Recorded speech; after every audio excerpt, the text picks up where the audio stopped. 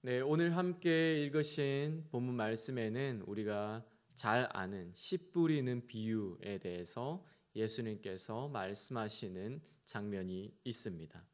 4절을 보면 각 동네 사람들이 예수님께로 나와왔고 이에 예수님께서 그 모든 무리들에게 하신 말씀이 이 씨 뿌리는 비유 이야기입니다. 말씀의 구조를 한번 살펴보면 5절에서 8절까지는 비유를 말씀하시고 그리고 9절과 10절에서는 제자들이 예수님에게 말씀하신 비유를 이해하지 못하였다고 그래서 그 비유를 설명해 달라고 요청하는 장면입니다. 그리고 11절에서 15절에서는 예수님께서 그 비유를 제자들에게 설명해 주시는 부분으로 이루어져 있습니다. 예수님께서 말씀하신 비유의 내용은 이렇습니다. 씨 뿌리는 자가 밭에 씨를 뿌렸는데 길가, 바위 위, 가시떨기 속, 그리고 좋은 땅에 제각각 떨어졌습니다. 길가에 떨어진 씨는 공중의 새들이 먹어버렸고 바위 위에 떨어진 씨는 싹이 났지만 습기가 없어서 말랐으며 가시떨기 속에 뿌려진 씨는 가시떨기 때문에 제대로 자라지 못했고 오직 좋은 땅에 떨어진 씨만 100배의 결실을 맺었습니다. 비록 비유이지만 예수님의 이 이야기에서 의문점이 한 가지가 생깁니다. 그것은 왜 씨 뿌리는 자는 이상한 땅에 씨를 뿌렸냐는 것입니다. 결실을 기대했다면 당연히 씨가 잘 자랄 수 있는 좋은 땅에 씨를 뿌려야 하는 것이 정상입니다. 또 혹 밭에 돌이 많고 가시덤불이 있다면 그것을 제거하고 나서 좋은 밭으로 만든 다음에 씨를 뿌리는 것이 농부의 진정한 모습일 것입니다. 그런데 이 농부는 좋지 않은 땅에도 전혀 열매를 기대할 수 없는 땅에도 씨를 함께 뿌렸습니다. 우리는 이 농부를 성실하지 못한 사람이다, 이상한 사람이다, 문제가 있는 사람이다라고 말할 수도 있을 것입니다. 그런데 제자들은 이 비유에서 이상함을 느끼지 못합니다. 다만 그들이 예수님께 질문했던 것은 뜻풀이, 즉 이 비유가 의미하는 바가 무엇입니까? 하고 묻는 것이었습니다.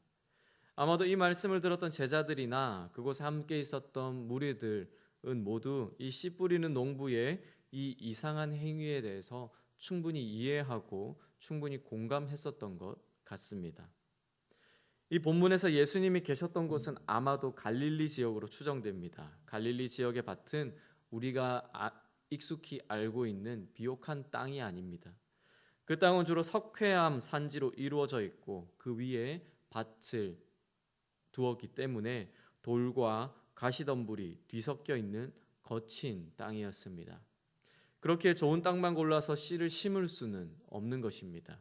예수님의 비유처럼 농부가 밭에 씨를 여기저기 한꺼번에 흩뿌리는 것은 그때의 아주 당연한 문화였습니다. 농부가 이상한 사람이 아니었던 것입니다. 예수님은 이어서 말씀하신 비유가 무슨 의미인지 설명해 주십니다. 11절에서 씨는 하나님의 말씀이다라고 하셨습니다. 씨가 하나님의 말씀이라면 씨를 뿌리는 자는 누구이겠습니까? 바로 예수님입니다. 예수님 자신이 말한 비유에서 씨를 뿌리는 자, 농부는 예수님 자신이었던 것입니다. 그렇다면 앞에서 본 것처럼 농부에게 문제가 있습니까? 농부에게는 아무런 잘못이 없습니다. 그러면 씨에는 문제가 있습니까? 씨에도 아무런 잘못이 없습니다. 결국 왜 길가와 바위 위와 가시덤불 속에 뿌려진 씨는 모두 열매를 맺지 못했느냐라고 묻는다면 그것은 씨 뿌리는 자도 아니요 씨도 아니요 오직 바로 그 땅에게 원인이 있다라고 말할 수 있습니다. 예수님 12절부터 계속해서 이어서 말씀합니다. 길가에 있다는 것은 말씀을 들은 자니 이에 마귀가 가서 그들이 믿어 구원을 얻지 못하게 하려고 말씀을 그 마음에서 빼앗은 것이요 바위 위에 있다는 것은 말씀을 들을 때에 기쁨으로 받으나 뿌리가 없어 잠깐 믿다가 시련을 당할 때에 배반하는 자요 가시떨기에 떨어졌다는 것은 말씀을 들은 자이나 지내는 중 이생의 염려와 재물과 향락에 기운이 막혀 온전히 결실하지 못하는 자요라고 말씀합니다. 예수님께서는 씨가 길가에 있다는 것은, 그리고 바위 위에 있다는 것은, 그리고 가시 떨기에 떨어졌다는 것은 이라고 설명하시면서 그들이 곧 특정한 사람이다라고 말씀합니다. 결국 예수님 자신의 말씀을 듣는 이 밭은 사람을 두고 하신 비유의 말씀인 것입니다. 어떤 사람들은 하나님이 예수님을 통해서 주시는 하나님 나라에 대한 말씀을 전혀 믿어보려고 하지 않습니다. 원수는 이와 같은 사람들에게서 마음에 뿌려진, 그들의 귀에 들려진 그 말씀을 빼앗아 갑니다. 그래서 이들의 마음은 말씀에 반응하지 못합니다. 원수는 속이는 자입니다. 우리로 하여금 생명에 거하지 못하게 하고 구원을 이루지 못하게 하는 자입니다. 예수님의 말씀 비유에 의하면 원수는 전해진 말씀을 마음에서 빼앗는 자입니다.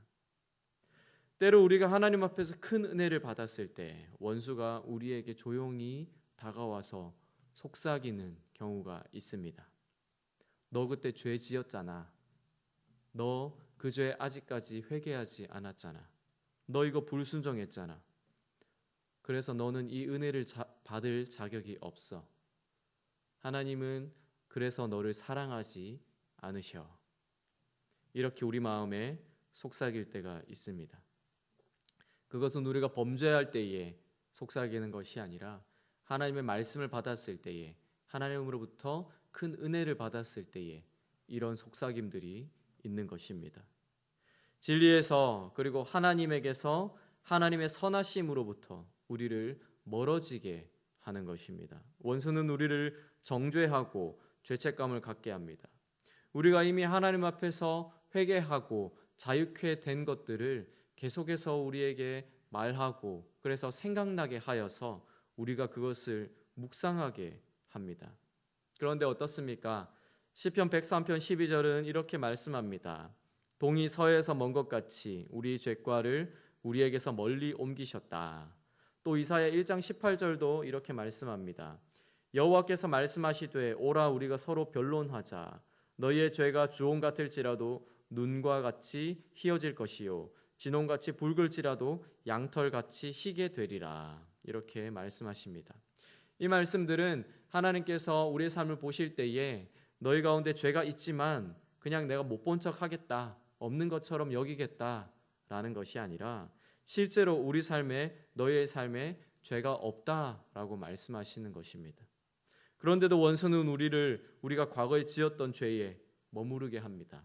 그렇게 용서하시고 자유케 하시는 하나님의 말씀, 하나님의 선하신 성품을 우리가 믿는 것이 아니라 속이고 정죄하는 원수의 말을 믿을 때에 우리의 마음에서는 하나님의 말씀이 견고하게 뿌리 내릴 수 없고 크게 풍성하게 자랄 수가 없는 것입니다.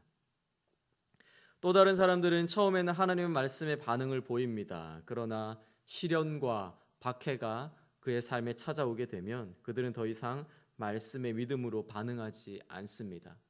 하나님의 말씀을 기억하고 지켜 행하는 것보다 나의 신체적인 안전, 내 삶의 평안이 더욱 중요하기 때문인 것입니다. 그리고 또 다른 사람들도 하나님 나라의 말씀에 관심을 갖습니다. 그러나 세상적인 염려와 부요와 향락은 이들이 하나님의 말씀을 삶 속에서 구체적으로 적용하고 실천하지 못하게 합니다. 이런 일들이 우리 마음 가운데서 일어나게 되는 것입니다. 그것이 원수에 의한 것이든 아니면 우리 마음 가운데 있는 연약함이나 죄성 때문에 있는 것이든 하나님의 말씀이 우리 가운데서 온전히 깊이 뿌리 내리지 못하게 하고 풍성하게 열매 맺지 못하도록 하게 하는 일들이 우리 마음 가운데 일어나고 있다는 것입니다. 그러나 이런 사람들뿐만 아니라 착하고 좋은 마음을 지닌 사람들도 있습니다. 이들은 하나님을 굳게 믿으며 하나님의 말씀을 꼭 붙잡고 하나님의 말씀을 인내하며 약속을 지켜내는 사람들입니다. 이들은 말씀에 믿음으로 반응하는 것을 방해하는 모든 것들을 극복하며 많은 열매를 맺는 사람들입니다. 누가는 이 말씀을 읽은 독자들이 이 비유를 그들의 삶 가운데 직면하게 합니다. 그래서 이 글을 읽은 독자들이 하나님의 말씀에 어떻게 반응해야 하는지 보여주고, 그래서 스스로 판단하고 선택하게 하고 있습니다. 농부가 씨앗을 밭 전체에 흩뿌렸듯이 예수님도 그 당시에 그 땅에 있던 모든 사람들에게 말씀을 선포하셨습니다. 그 말씀에서 제외되는 사람은 아무도 없었습니다. 바리새인, 서기관, 여인들, 죄인들, 병든 자들, 가난한 자들, 이방인들 모두 예수님의 말씀을 들을 수 있었습니다. 그런데 그 말씀에 반응한 자는 누구였습니까? 종교심이 투철하고 종교적으로 많이 배운 바리새인과 서기관들이 아니었습니다. 종교적으로 그리고 사회적으로 철저하게 소외되고 배척된 여인들, 이방인들, 장애인들, 세리와 같은 죄인들이 예수님의 말씀에 믿음으로 반응했습니다. 모두가 예수님의 말씀을 다 듣기는 다 들었습니다. 그러나 누가 보아도 하나님의 말씀과 언약 밖에 있는 것처럼 보이고 여겨졌던 사람들이 실제로는 100배로 열매 맺는 자들이었던 것입니다. 바리새인이나 서기관 같은 종교적인 직분은 그 말씀을 지켜 행하는 것에 아무것도 중요하지 않았습니다. 하나님의 말씀을 열매 맺기 위해 그것이 결코 필요하지도 않았습니다. 신학을 공부하고 교회를 섬기는 사역자라고 하여서 말씀을 지키고 인내로 결실할 수 있는 것도 아닙니다. 교회를 오래 다녔다고 하여서 또 교회에서 중요한 직분을 맡고 있다고 하여서 열매가 보장되는 것도 아닙니다.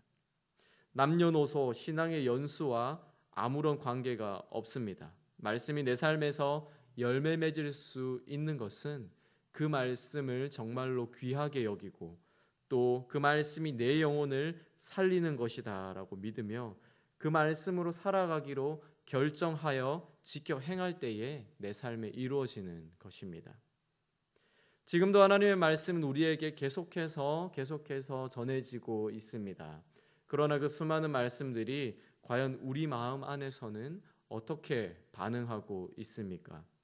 우리가 믿음으로 그 말씀을 받아 열매 맺는 것도 참 우리 삶 가운데 많이 있을 것입니다. 그러나 우리 마음 안에 길가, 바위 위, 가시덤불과 같은 곳은 혹시 있지 않습니까?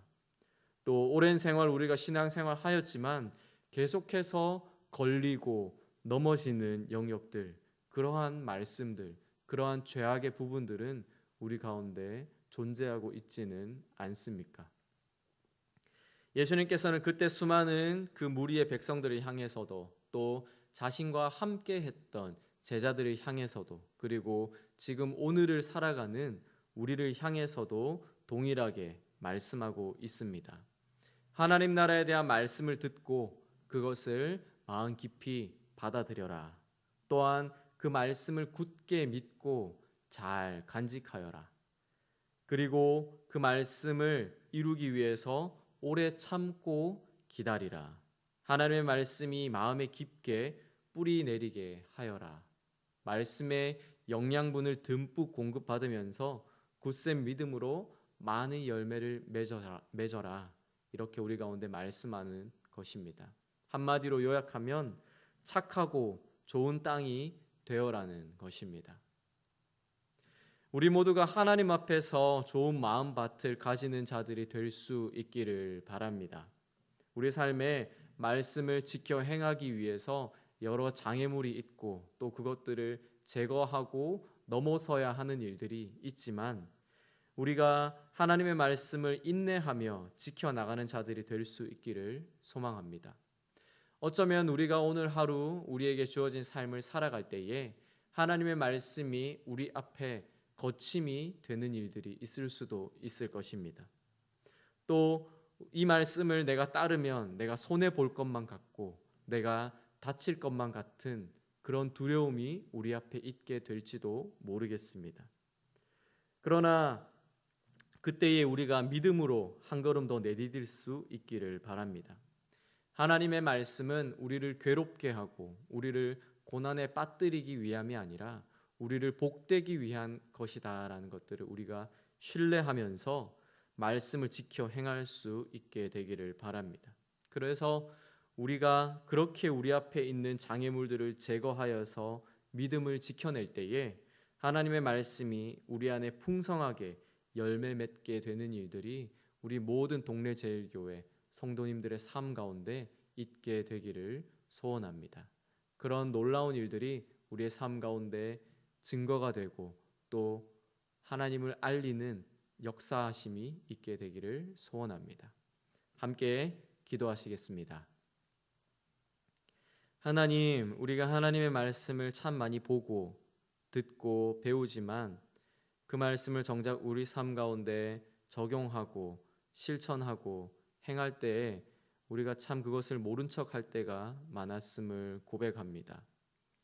그 말씀이 우리를 부유하게 하고 풍성하게 하고 복되게 하는 것임에도 불구하고 우리가 우리 자신을 사랑하고 세상을 사랑하여서 온전히 지켜 행하지 못했던 적이 참 많았음을 다시 한번 고백합니다. 그러나 하나님, 이제는 우리가 우리 삶 가운데서 하나님의 말씀을 우리 마음 가운데 더욱 깊이 뿌리 내리게 하고 그 말씀을 지켜 행할 수 있기를 소원합니다. 그렇게 할 수 있도록 우리의 마음을 변화시켜 주시고 우리의 마음을 새롭게 하여 주시옵소서. 우리의 마음이 더욱더 부드러워지게 하여 주시고 더욱더 착하고 좋은 밭이 될 수 있게 하여 주시옵소서. 하나님, 우리가 하나님과 더욱 가까워질 때에 하나님의 임재 안에 날마다 머무를 때에 우리의 마음이 더욱더 그렇게 될 줄로 믿습니다. 세상 가운데 살아가지 않고 더욱더 하나님과 안에서 살아갈 수 있게 하여 주시옵소서. 그래서 우리를 통해서 하나님의 나라가 세워지고 전파되며 다른 사람들에게 보여지는 일들이 있게 하여 주시옵소서. 말씀이 결실을 맺는 것들을 모두가 볼 수 있게 하여 주시옵소서. 때로는 우리가 장애물들을 넘어야 할 때, 믿음의 도전을 내딛어야 할 때 하나님, 우리가 용기를 낼 수 있게 하여 주시고 또한 우리가 서로를 그 일들을 위해서 서로를 격려할 수 있는 자들이 될 수 있게 하여 주시옵소서. 하나님, 우리가 하나님의 말씀을 우리 삶 가운데로 온전히 살아내는 자, 그런 교회가 또 될 수 있기를 간절히 소망합니다. 우리를 통해서 놀랍게 역사하실 하나님을 기대합니다. 비록 우리는 부족하고 연약하나 하나님의 성실하심으로 우리의 삶을 풍성하게 하고 하나님의 말씀을 우리 삶 가운데 이루실 그 하나님을 기대하고 찬양합니다. 감사합니다. 예수님 이름으로 기도드립니다. 아멘.